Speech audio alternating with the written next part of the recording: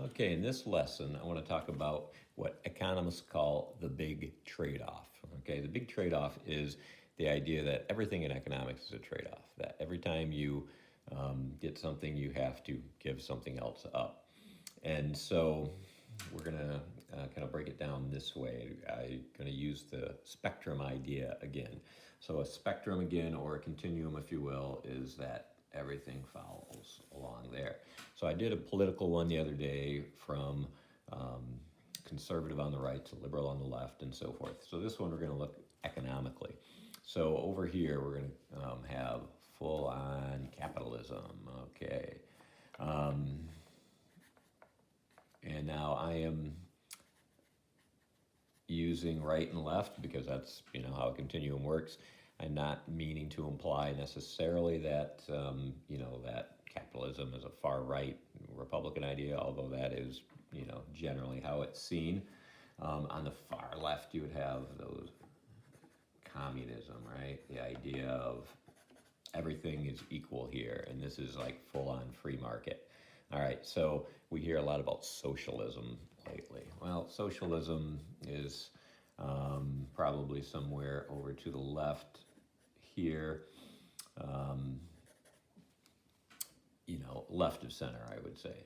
All right, well, first of all, there is no pure capitalist market in the world. In the United States, we call ourselves a capitalist country, but we've always got some command economy. That's what this is also called. A command economy is like pure communism would be government has complete control over the three basic questions of an economy, which is what to produce, how to produce it, and who gets it. So just like there is no pure capitalism, there is no true command economy. China calls themselves a communist country, but they have got lots of market based incentives going on in there. The old Soviet Union called themselves a communist country, more than current China, but still certainly not full on communism. And just like that, capitalism, we call ourselves a capitalist country, free market country, but anytime there's government control of regulations, we regulate what companies can do and workplace safety and things like that. That's not pure free market. A pure free market would have no taxes, no control, no anything. It'd be a free for all, and there is no country that does that either. We're probably over there, one of the closest to a pure free market. There's a rankings of market freedom, and we're usually right up there in the top 10 anyway.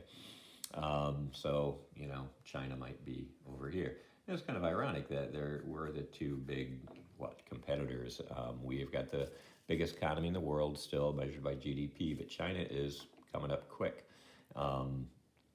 And so kind of like back in the old Cold Market, Cold War days, we have this kind of clash between East versus West, it's capitalism versus communism, and so forth.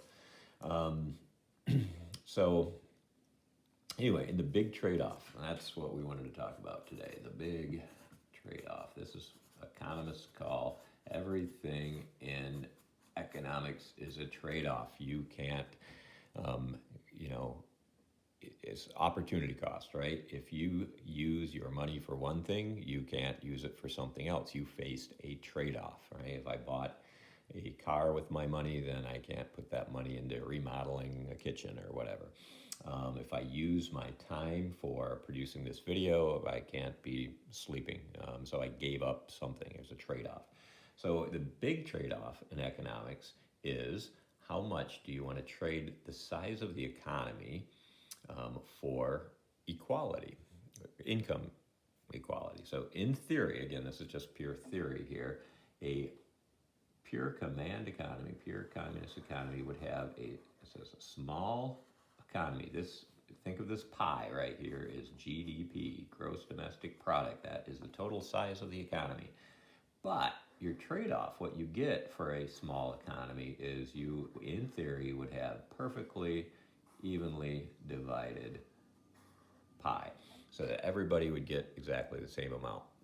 Well, we know in theory that doesn't really work out that way, but that was the theory. All right, in capitalism, you get a much bigger pie, a much bigger economy.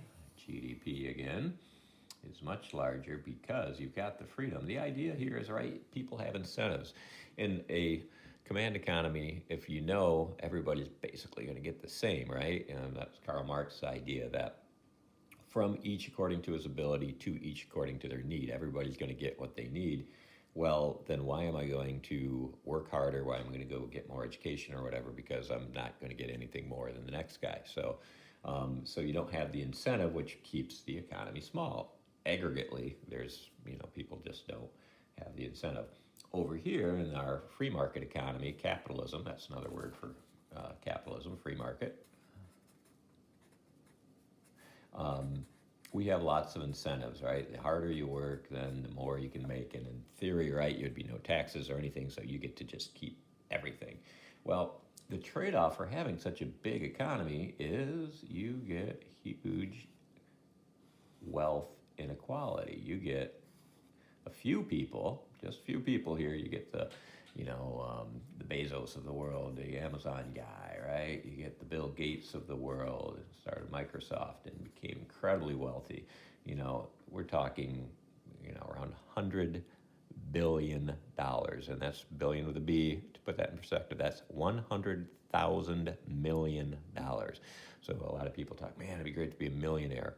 Well, a billionaire is 1,000 times a millionaire, and 100 billion is 100,000 times a millionaire. So huge amounts of money. On the other hand, you got people who are doing very well, just your regular 1 billion or 10 billion or whatever. And then you get lots and lots of people who get very small pieces of the pie. So the trade-off is you get a bigger pie, but the pie is not as equally divided. And in fact, in that pure thing, you get a lot of crumbs coming off that pie, and that's what a lot of people end up with. I will post a video about wealth inequality in the United States and kind of a visual to get an idea of just how lopsided it is. So now you hear a lot about democratic socialism these days because it's Bernie Sanders, right?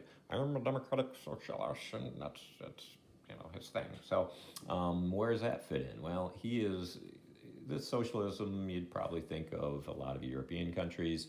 I would imagine Bernie would find himself somewhere here. So the democratic socialist. All right, so what would the trade-off be? What would it look like? Well, you would have a smaller pie because you would take away some incentive. If you tax people more, then they don't have the incentive to work as hard to keep as much as their wealth. But you would get, so you got a GDP, let's just say it shrinks to that much, but it would be, and I say this in theory, right?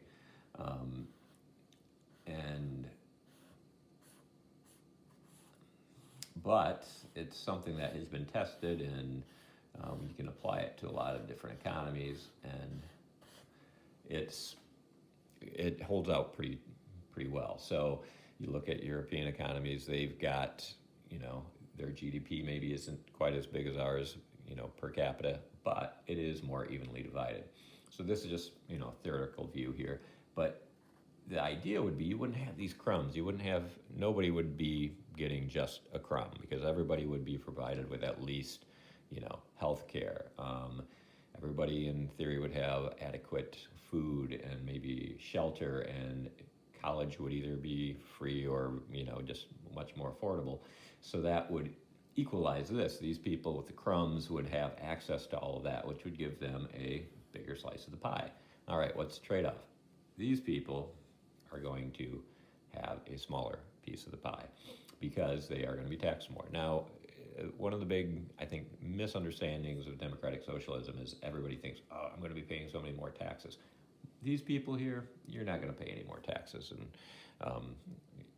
it's usually what you hear is it's like the marginal tax rate. Marginal means once you've made a certain amount, and one of the numbers that they were throwing out, like Elizabeth Warren was throwing out in her campaign was over $10 million.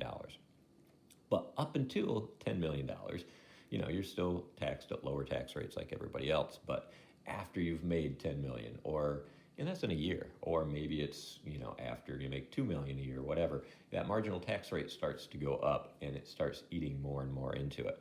And some people propose, a marginal tax rate of, 60%, 65%.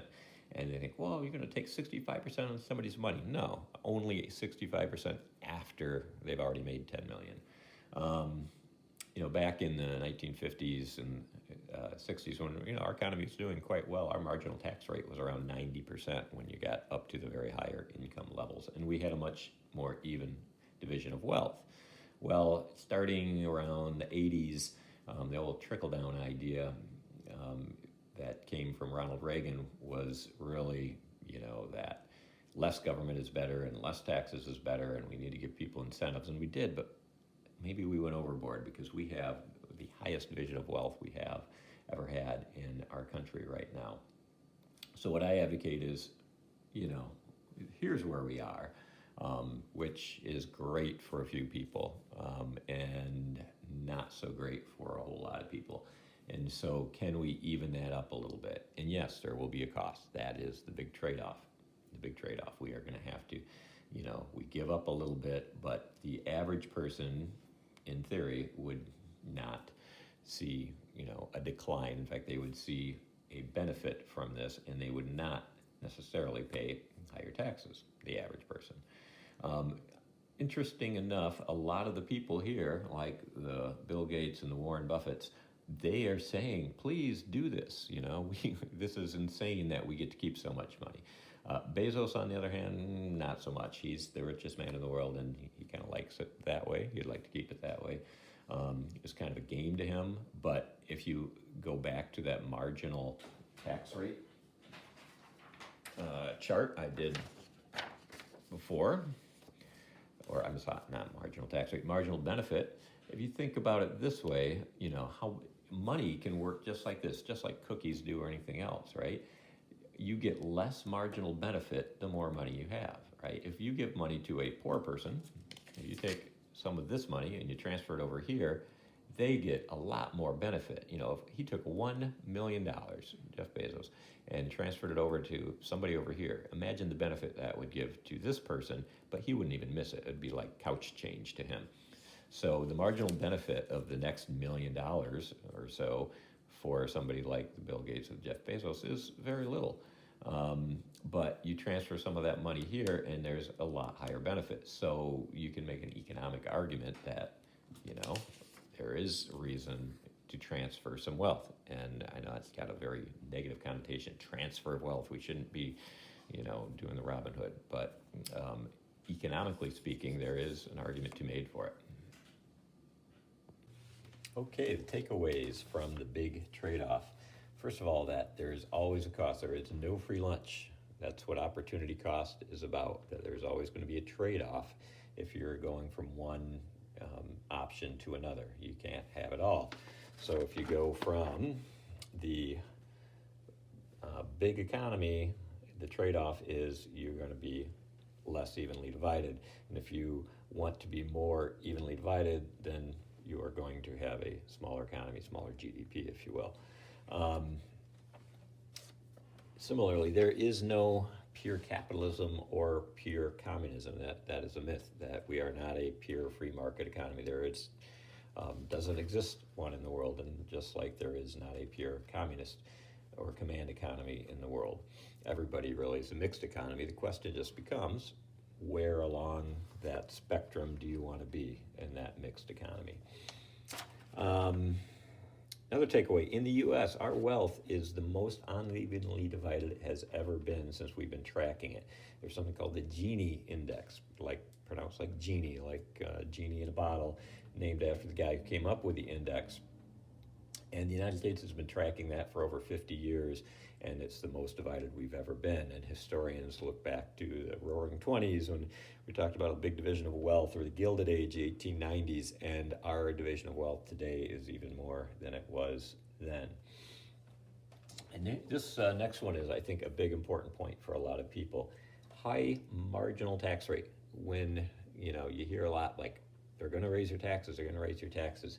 Most people under the proposals that Bernie Sanders and Elizabeth Warren talk about would not necessarily see a tax increase. The marginal tax rate only applies to income after a certain level. So up to that point, they pay the same tax rate that you and I pay. So you could have it kick in at $1 million of income a year, or 10 million, or half a million, whatever that would be. But a marginal tax rate is just a progressive tax that the more you make, the more you pay, but you still pay the lower rate on everything you earn up until that point. So we're not necessarily raising the taxes on the average person.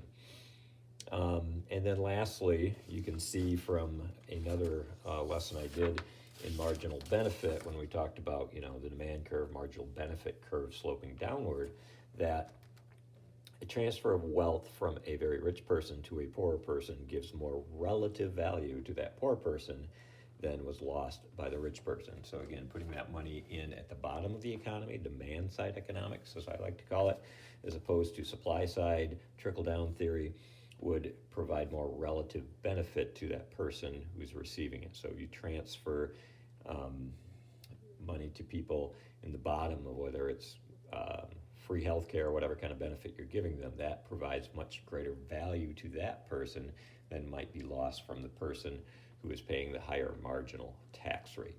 So that's the theory behind it.